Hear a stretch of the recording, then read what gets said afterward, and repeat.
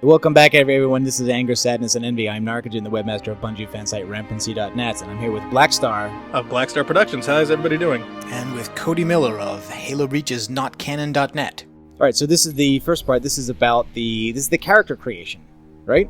Yeah, this is what happens when you first start the game. Yeah, it'll take you, and you can create a Guardian, or you can just use the Guardian you already have. But I'm going to create a Guardian just so you guys can see what that looks like.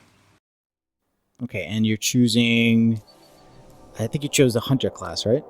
I had a Hunter class that I played, but for the character creation, I made a Titan.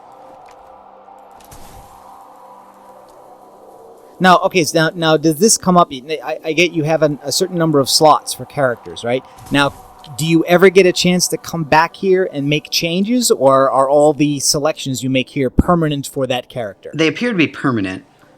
All of them, even the minor ones like, lip color, eye color, hair color? Yes, they appear to be permanent. Wow, that's kind of limiting. And I'm also noticing here the cursor interface. Yes. Instead of just using the buttons to move you from option to option, there's a cursor controlled with the analog sticks. Right? Yes, and strangely enough, you can't use the touchpad to do it, which would make a lot of sense, but maybe that's coming? I don't know. Wow. Well, but that would be PlayStation specific, right? Because the Xbox One controller doesn't have that, I think, right? There's already a lot of stuff, like you touch the touchpad button to pull up your ghost and all of that. It already seems like there's quite a bit of PS exclusive. Because the thing that occurs to me looking at the cursor, it's like, that they're doing that so that it's not that big a deal to port it to PC when you'd be moving a cursor with a mouse. Yeah. Whereas if they made it all controller-based... They're not porting it to PC, Narcogen. That's not what they've been saying this week. There's still no announcement, but the denials sound more and more like non-denial denials. Well, then I bought a PS4 for nothing, and I'm kind of pissed. Well, you got to play. You got to play earlier. I don't know how long it'll be. We really don't know what the deal is between Activision and Sony over there. You got a Blu-ray player out of it, Hey. I would say that a PC version is much less of a threat to Sony than it is to Microsoft. I just have a worry, though, that all the DBO people and all my friends aren't going to get PC version. My God. I'd be worried they're not going to get a Sony version because they're all on Xboxes. Yeah. No, everybody's already gone over. I just have to say that was your Titan, right? The new Titan build? Yeah. The red-haired pale girl? That looks just like my Commander Shepard. I just have to say that. Wow. I totally did that on purpose. Wait a minute. Doesn't this look like Halo 3? This looks like Halo 3 here. It kind of does. Actually, yeah. Yeah, it looks like the end of Halo 3. Yeah. Is that Mount Kilimanjaro in the back? Yeah, I wouldn't be surprised. In Russia? Mm-hmm. No. So anyway, so we're seeing our introduction to Destiny here as they bring us through this lovely animation. And you can see so far that the roots of this are definitely very Bungie-like. There's definitely a Halo feel to it. Here you get a chance to set a challenge, is that correct? And you get to set challenge, which I'm assuming is the difficulty. And yes. Here you get to choose a destination, so you're actually going to be traveling someplace. Right. And as the animation actually goes on, it seems more like an interlay cutscene where the ship flies off and heads off to the next port. This is actually there to hide the loading. There are reports Yep. that the fallen back at the Okay, so no spaceship control. Yeah, that was disappointing. That's something I wanted to harp on. Your spaceship it appears to be absolutely cosmetic. It has no functional use at all. That's hugely disappointing for me. But why do ships have statistics? Because we'll talk about this more. But when we get to the tower video, the default Sparrow vehicle and ships, they talk about having characteristics. I'm like, does that mean that a ship that's faster, the game loads more quickly? I mean. The ship characteristics are cosmetic, and the Sparrow characteristics are like its durability and stuff. So the difficulty level is Brave is like normal and Legend is heroic, because they used to have 5 and now there's only 2. I kind of gathered that Brave was heroic and Legend was legendary. Okay, very Bungie-like, dialogue talking over combat. It seemed to be attacked by robot Roombas. So this is the story mode. Basically, you just get one objective, and you go and you do it, and it's like a set piece that plays out. And at the end, you get gear and whatever. Okay, and the vehicle you're on now is what? It's a Shrike, which is a kind of Sparrow, which everybody has, and in most areas you can just spawn it, right? Yes. And can it be destroyed? Yes, it could be destroyed. But what's interesting is in the areas that you can't spawn it, you can still take it in there. You just can't spawn it in there. Right. But what stops you from respawning it right after it's destroyed? Is there a cooldown? Nope, you can just keep using it. Wow, that's weird. Okay. Okay, so we're evading people right now. Yeah, this is very Ghost-like. I can't say that I'm, especially with the physics and how it maneuvers and stuff. The video doesn't really convey how much fun it is to drive this thing. The control is very, Ghost-like. You see this single icon in the middle, so you're actually flying the camera as opposed to the vehicle. Well, except no weapon. That's a scout rifle that I've got right there. Which is basically the equivalent of the DMR.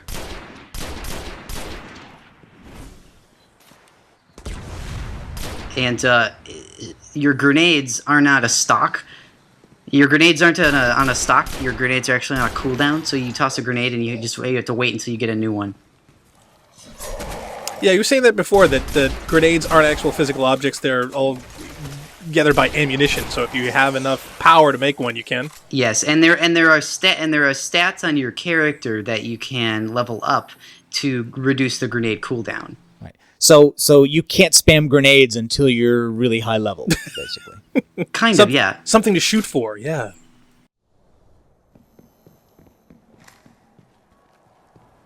So I just equipped a shotgun, and you can see that when you switch a special or a heavy weapon, you lose all your ammo for it. Wait. When you switch weapons, you lose ammo? Yeah, basically because you... Yeah, explain that.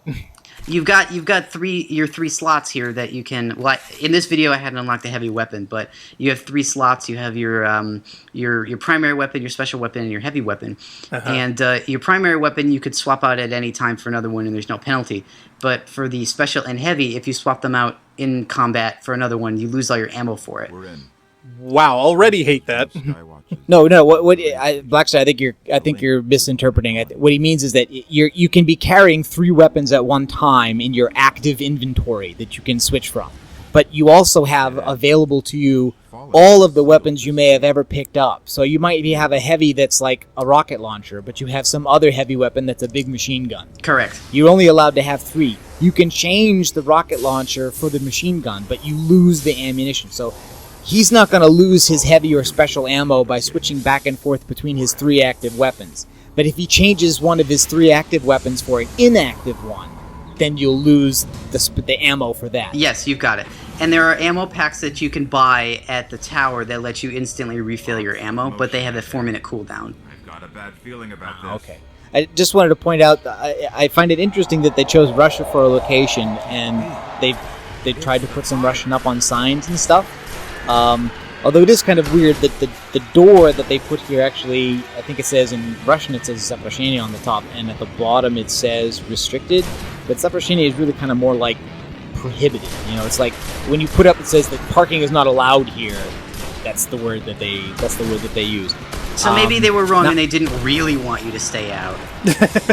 Yeah, exactly. No, but the restricted means that some people can come in, I guess, if you really want. Now I wanted to ask you about this because this seemed very much like a kind of that was an item drop right there. Did you see that? The green thing? Yep. Yeah. And that's an encrypted engram, so it's basically like an unidentified item from Diablo, and you have to go back to the tower to get that identified. All right, because I was going to ask what the engrams were, because in the other vid there was a vendor who had engrams for purchase. Basically, yeah, they're like weapons that you don't know what they are yet. I guess in the lore they're like patterns. Floating in the air, you have to kill it. Okay, so again, kind of a Halo moment, right? The locked door and the ghost character unlocking it and saying that the Fallen had locked the door, presumably to keep these guys in. Right. Yeah. Pretty Halo. To me, was kind of suggesting that they were hostile to each other. Yeah. I mean, in the game, the Fallen and the Hive attack each other. Really? Yep.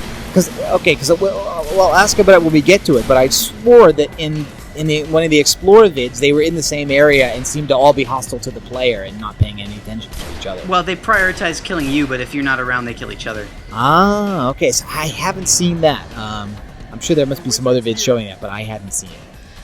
Or maybe I just hadn't understood what I was looking at. So here you're fighting again Hive. Now, these are the only two enemy groups we've seen in the alpha, I guess, are Hive and the Fallen, right? Yep. There's no Cabal or anybody else in there. Do these guys feel different enough to fight? Are the Hive guys, are they kind of like Flood? But my first thought was that they're like Flood. Sort of, but like, obviously, like the Hive wizards and stuff are pretty different. Mm-hmm. And those are Explodothrall. Oh, okay. So they're like whites, but fast. They're enthralling. So basically, I'm gonna use my super right now, which is like you get a really powerful gun. You get 3 shots, and you can see how much damage it'll do on the. Okay. Now I thought that was a class specific to the Hunter, or is that something that any class gets? Each class has its own super. So the Hunter gets that gun. The Titans can smash the ground and destroy everything around them. Okay, so you're playing a Hunter. You're playing the Hunter. Oh yeah, the Hunter is definitely the sweetest class. Okay. And how do you build up the supercharge? Is by doing damage or getting kills or? Yes, when you kill stuff, it builds up faster, but it just recharges on its own. Or you could pick up, like when other players use their super and kill things, they can drop orbs of light, and if you pick them up, then your super charges faster. Oh, okay. So when you're playing with other people, you can help other people build those supers by using your super yourself. Oh, that's interesting. I have a feeling here that a lot of the interactions are really more complicated than they seem at first glance. Yes.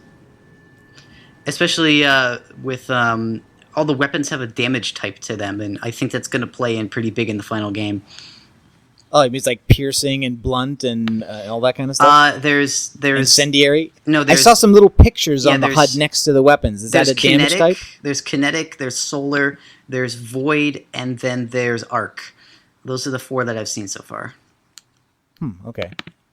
And the cooldown indicator that's next to the grenade, is that the super or is that something else? That is another ability. Each class gets its own special ability. The Hunter has a sweet one. I can talk about it later, but it's a throwing knife. So it's like if you melee and you're not close to anybody, you just throw a knife. And if you get a headshot or a critical hit with that knife, it does a ton of damage. Huh. Could they make it any more complicated?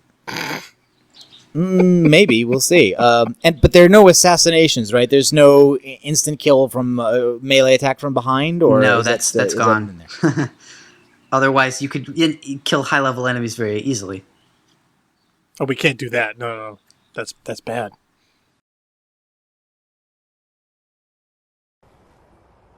Let's look at the next video, which is Tower. Ooh, you can sit down. Yay. I was missing that in all the Halo games. I could never sit down when I wanted to. This is what I want to know is, can you sit down or do other emotes even in combat? Like, are you going to die because you pressed the wrong button and sat down instead of reloading your gun? Yeah. Really? You can be in multiplayer and you can sit down. I can't... Does that make you super vulnerable? Yeah, so this is at night, and the cool thing is all of this game has... real-time day-night cycle. I mean, it's not real-time, it's accelerated, but like you can be out playing and the sun will set, and if you're playing long enough, it'll rise again. Oh, that's awesome. Now, it's funny, because that's something that I remember the Bungie asking years ago, what would you like to see and stuff. And weather and real-time sun positioning was one of the things that people had requested most often to give it a more environmentally and it rich really feel. Does. Yeah, it really does make things cooler because the spaces feel really different during the day versus the night. The night cycle, Or even just during magic hour. Wow, there's a magic hour? Okay, so now you're going. Yeah. Ooh, now you're going to a vendor. Now, are there any class, race, faction restrictions on vendors? I understand anybody can use any kind of weapon, right? Well, it appears that you get class-specific vendors down below in the middle of the tower, where they sell class-specific armor and trinkets. There's also faction guys where you can only buy their weapons if you have enough standing with the faction. Okay. Which you either get that by doing missions that those factions call upon you to do, or you can like collect resources and sell them to the faction vendors and get standing that way. So you don't have to join the faction, but you have to establish a relationship with that faction by missions or objects, right? Yeah, I mean, I don't know how that's going to play in the final because there's not a lot of interaction with the factions here in the alpha. Maybe we'll see some more of it in the beta. I'm not sure. It's like joining BJ's. You have to sign up first. This guy has no face. I immediately do not trust him, the speaker. But he's been mentioned and is featured in some of the trailers. But here it appears that he's just another vendor and maybe quest giver. Yeah, that's what I basically gather, that he's going to be a quest giver. He's there to explain the plot. And like his story is going to progress. So he's like Morgan Freeman in the movies. I wish you could go through there, but you can't. Oh. Aww. Well, I assume. I mean, as far as I can. And all those little dots are players, so you can kind of check people out here in the tower if you want. No, did you get the idea that this is an instance or this is everybody? Because I don't know how big the alpha is, but I'm seeing the emote messages of people waving and dancing and stuff. Are those just your friends? Or are those anybody who's online right now? That seems like it's anybody in the area. Okay. So it's all based by location, not whether or not they're actually signed in or not. So this is the guy that you go to identify your engrams. Guardian. Okay, and so this character, you've actually hit the alpha's level cap at 8. Yes. Because I think a little later we'll be seeing some play that happened either with another character or earlier when I think you're only level 6 or level 4 or something. Yeah, that was the story mission. And basically what you do instead of selling your gears, you dismantle it, and then you get parts and money. Okay, so that's like Mass Effect. When you dispose of something, you break it down into gel, at least in some of I think maybe the older Mass Effect. Yeah, I think Mass Effect 1 had that. Yeah, kind of like it. So basically the tower is sort of just to identify your items and to buy stuff, really. Okay. And there's a hangar where you can go to the hangar, but you can leave and go to your ship from anywhere, right? So again, it's not like the original Mass Effect where you actually had to, you had to walk, you had to take the elevator to the hangar, and you had to go through the ship door to get to the ship. No, very much anything that can be streamlined is great. And yeah, you can at any time hit the touchpad to bring up your ghost and then go to orbit. Huh. Okay. Okay, and I wanted to know, what does the word Vanguard mean in this context? Because what I noticed is that it seemed to be used in a couple of different places. Like there's a Vanguard quartermaster, and then there's a hunter. I think the Vanguard is the faction that they're at, because that guy, you'll see you need Vanguard points to buy those weapons, and so I believe that's the faction he's a part of. Okay, and so here we're looking at the kinds of sparrows, and so these are all cosmetic, right? These are all identical except for their color.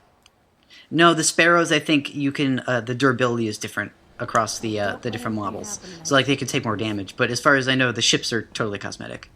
Okay. Not a lot of security here. Nobody's really behind any locked doors or things. They just have like little sections and hallways and gantries. You're full of guardians here. Like any of them could just whip out a gun and kill you. Yeah, pretty much. But except you can't whip out a gun here and kill you. Not gameplay mechanic, but yeah. Okay. Wait, I get you. In terms of story, so nobody's going to be griefing you at the tower? Is that it? There's nobody going to be tossing nades? These are the vaults. These are what you store your excess stuff? Yes. And there's another thing that's cool. There's a postmaster. You get messages and all that. And a really cool thing is if, like, let's say you're playing the game and you miss a drop, you don't pick it up. Well, like, it just gets mailed to the postmaster. So it's kind of like a lost and found. So you don't actually have to pick up all the drops you see. Oh, wow. You don't have to worry about missing anything. FedEx of the future. Wow. Okay, this guy's got a... Yeah, okay, so here's the Hunter Vanguard. So Vanguard in this case is one of the factions. Yeah, because you could see, like, the 0 with the little wheel. That's how many, like, faction points I have. Ah, okay. I haven't really done a lot of the faction missions. Okay, and Glimmer functions like currency, right? It's something you use to buy. Yeah, Glimmer is money. Wait a minute, does this mean they're retiring Microsoft points? But there are other resources, too. There's crafting stuff, isn't there? So you could see your stats like intellect here. It increases or decreases the cooldown of your super, and discipline decreases the cooldown of your grenades. That's kind of a weird interpretation of intellect. I'm not sure that's the D&D advanced rules there. Intellect. They're going to add a character alignment box in the final. I want to be chaotic neutral. All right, and here you're gonna, there we go. Kill yourself. So yes, you can die in the tower. Why is that there? Okay, but then you respawn, and did that cost you anything? Did you lose any money or inventory? No. Wow, so you can kill yourself as many times as you desire. Just because you died in the safe zone that you don't have any penalty, or? No, dying anywhere, there's really no penalty other than the ammo that you expend. Huh. So the world doesn't reset. So does that make all the battles are just little battles of attrition that you've lost? You don't checkpoint, right? Because that's gone. It doesn't make any sense. No, you do checkpoint. What happens is if you're playing with a strike team on in the story mission, if you're playing with other people and you die, you respawn. They can revive you, and if everybody dies, then you go back to a checkpoint, and it works that way in a strike as well.